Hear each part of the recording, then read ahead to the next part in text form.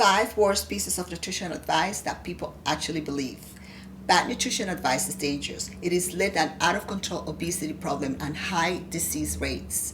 The reason why bad nutrition advice is so damaging is that nutrition is all about context. The perfect diet for a hard charging athlete will be very different from that of someone trying to lose body fat or someone with hormone decline trying to lose body fat.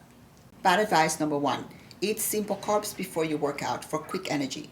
The advice to eat simple carbs such as toast and honey before working out comes from the belief that what you eat before training will fuel your workout. The human body is not a car. It doesn't run on carbs in the same way a Honda runs on gasoline.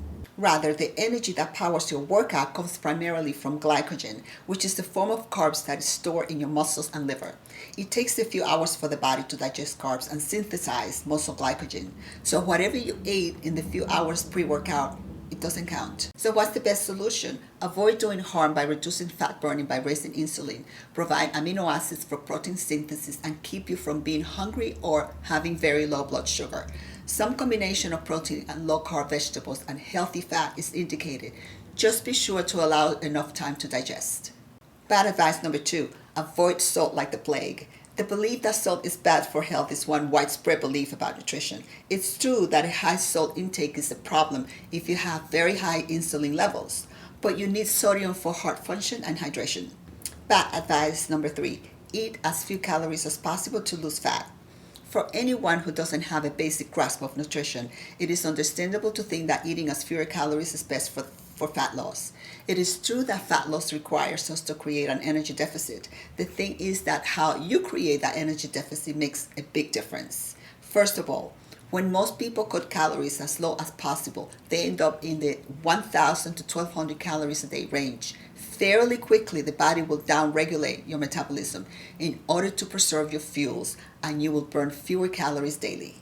Top it up with needing to fight off hunger with willpower, and you will elevate cortisol. If you're working out hard in an effort to get things moving again, high cortisol will become a chronic problem, and it can cause major metabolic dysregulation. Bad advice number 4. Everything in moderation. 66% of the US population that is overweight is any indication that this is one of the worst advice. The idea behind eating in moderation is that unhealthy foods are only unhealthy when eaten in excess, so a little bit is okay. The problem is that just about everyone has some food that they have a hard time putting down. If they eat a little, they eat a lot, and then they feel guilty about it. Moderation straight up doesn't work. In addition, the quality of foods you're eating matters. Bad advice number 5. Nutrition, timing, and post-workout nutrition are dead. 2 recent pieces of research have resulted in people crying bro signs at any mention of meal timing or the post-workout anabolic window.